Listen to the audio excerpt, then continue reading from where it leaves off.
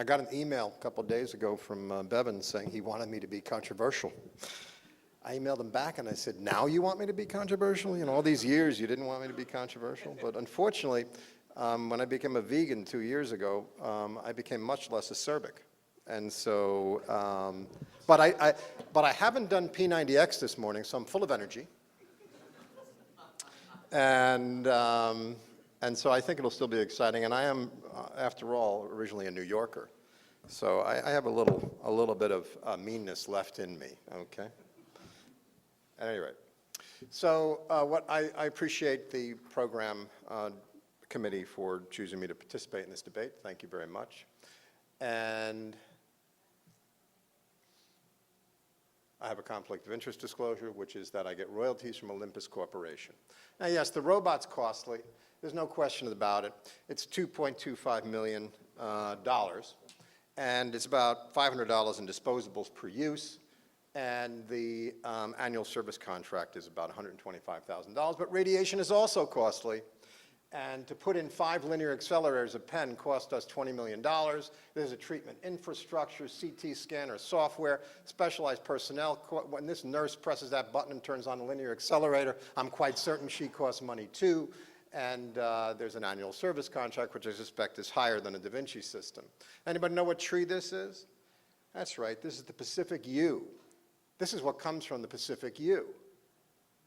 And that's what this is, paclitaxel. Discovered in 1967 at the NIH as an isolate of the bark of the Pacific yew tree. Research continued at the NIH. In 1988, the first public report of effectiveness for gynecologic malignancies and melanoma. Drug production would require harvesting 360,000 Pacific yews annually, so the Californians do what they normally do. They protected the trees, and the Pacific Yew Act was created in 1992, preventing them from cutting down trees. In 1992, in a controversial move, that the federal government gave Bristol Myers Squibb exclusive marketing rights to the drug for 5 years, and by 2000, generic at this point, annual sales peaked at $1.6 billion. So in fact, chemotherapy is costly too. Bruce let me use this picture, by the way. Okay, and that's Bruce Hoey. So why not just do transoral laser microsurgery with cheaper capital costs? Well, if we look at articles in the literature as a surrogate for adoption of procedures, in 1989, in my alma mater, Bill Pangi described the first laser resection of an oropharyngeal cancer. And it was for years before anybody else picked up on this. And then from 2006 to 2011, there were 9 papers in the English literature. 8 of them came from 2 institutions, WashU and Mayo Clinic, and 67% of them were done by 1 surgeon. Now in 2006, we see robotic surgery introduced for oropharyngeal cancer, and by 2011, we have well over a dozen institutions reporting on oropharyngeal cancer outcomes, I think showing adoption. And why not just use a headlight and a bovie? This is even cheaper. Well, that procedure was first described by Hewitt in 1931. From 1931 to the present, there's less than 10 papers in the literature on a transoral bovie radical tonsillectomy. This is not what I call adoption. So why are some procedures adopted and some not? There was a guy named Everett Rogers. He was a sociologist from Iowa State, and he studied the adoption of hybrid corn among farmers in Iowa. And he wrote a book on this called The Diffusion of Innovation. And what he found was that if you look at the diffusion of any innovation in society, whether it's an idea, well, he didn't look at cell phones, but anything, it starts with innovators, it moves on to early adopters. The innovator, each of them has a different personality. The innovators use surgical equipoise to drive their technique development. The early adopters are visionaries. They're willing to fall on the sword. They'll do anything to start doing a new procedure. They're the ones who buy Windows and beta version and don't care about the errors, you see. And then there's the chasm that George Moore popularized, or the tipping point that Malcolm Gladwell popularized. And then the early majority, who are the practical bunch, decide if it's going to be accepted. Those are the ones that decide. Eventually it becomes more mainstream. And then there's the gadflies, the ever-present critics who never adopt. You know who you are.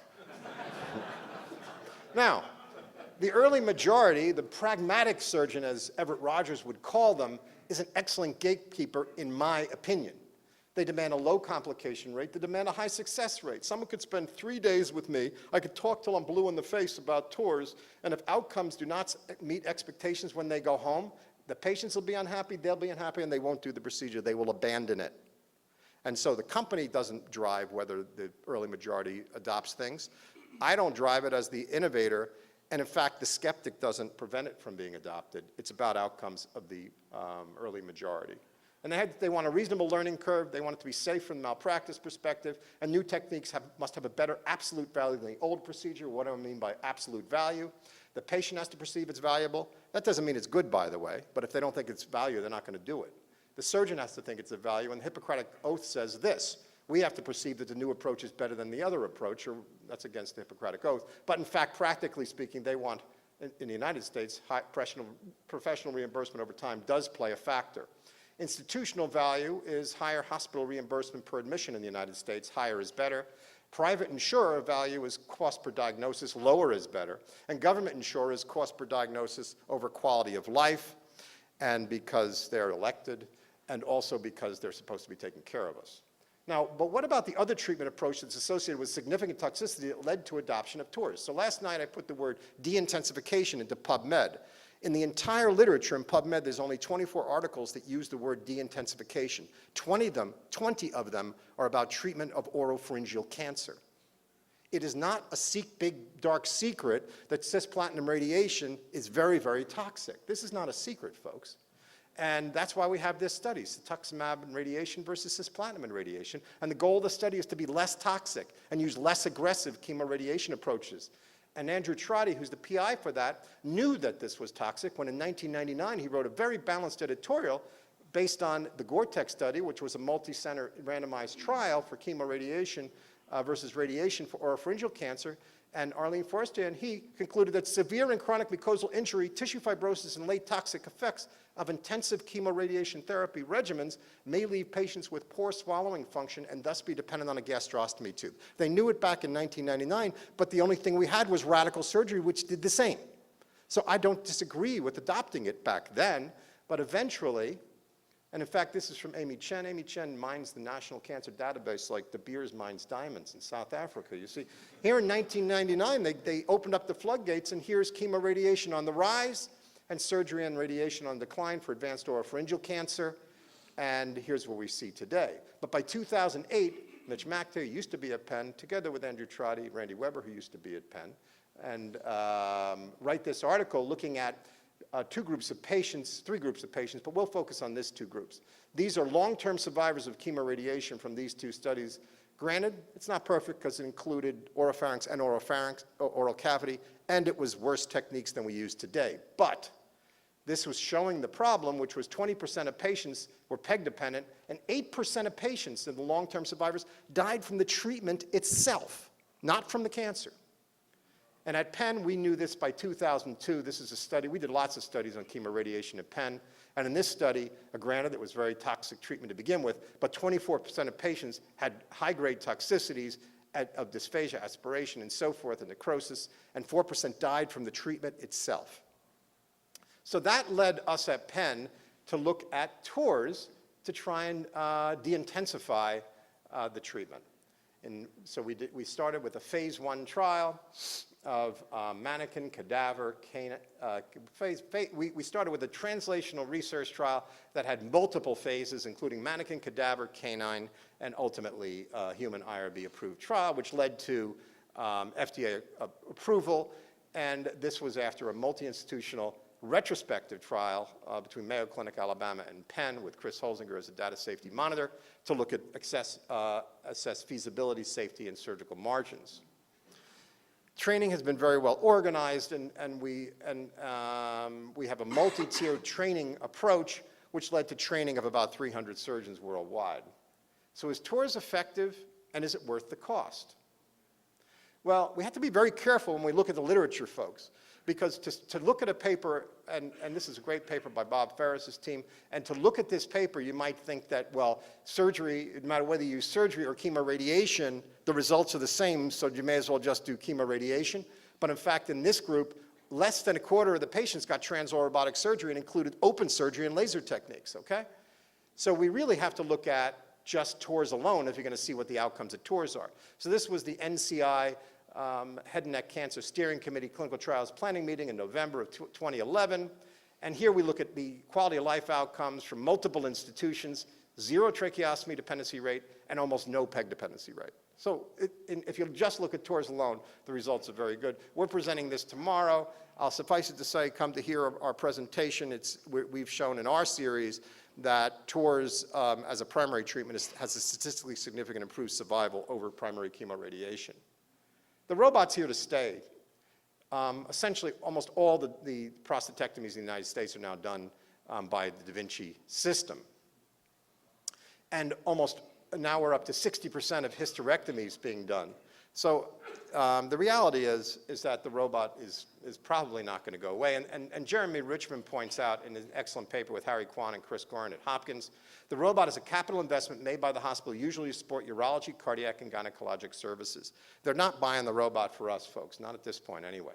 The additional cost per case for TORS is minimal, approximately $500 for disposable equipment, and comparable to other endoscopic, laser, and harmonic technologies. And looking at national data demonstrates that TORS is associated with a lower incidence of perioperative gastrostomy and tracheostomy tube placement, with significantly decreased length of hospitalization and hospital-related costs compared to other surgical techniques. TORS appears to be a safer, more generalizable technique for oropharyngeal cancer. Now, we looked at costs, looking at TORS alone, TORS and radiation, in various iterations.